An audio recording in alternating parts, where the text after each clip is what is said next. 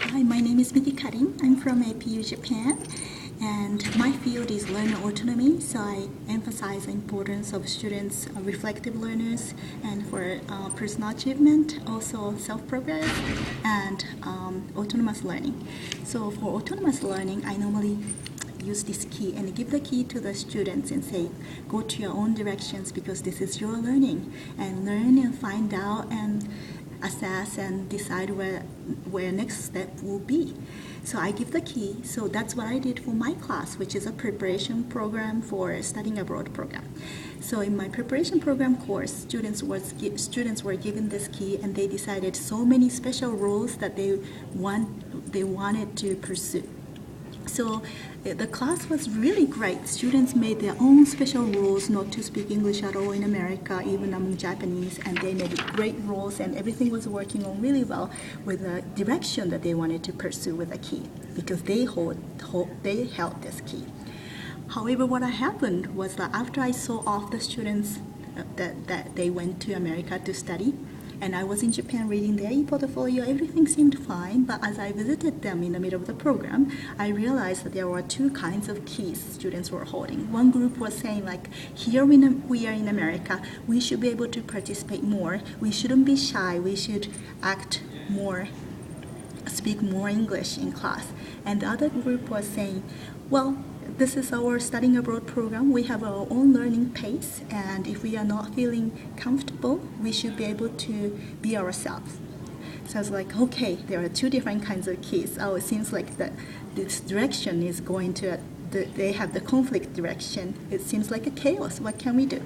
So I gave them a chance to be able to share their feelings together, reflections, and after the class, they reflected even more in the dormitory.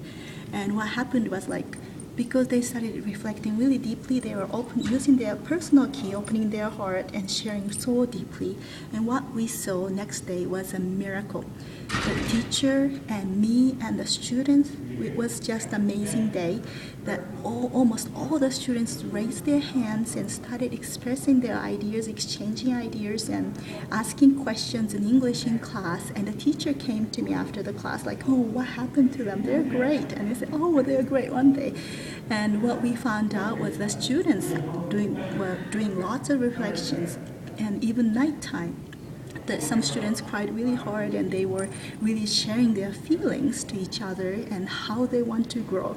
They shared deep feelings of how they want to grow, and they decided to help each other, and together in the group they decided to move on and be active together so that they can feel they're going to the next stage together. So that's what we saw. So what I learned was this key really sometimes can open something that we don't want to see, and we might open up something that might be chaotic. But I realized the real learning lies in chaos.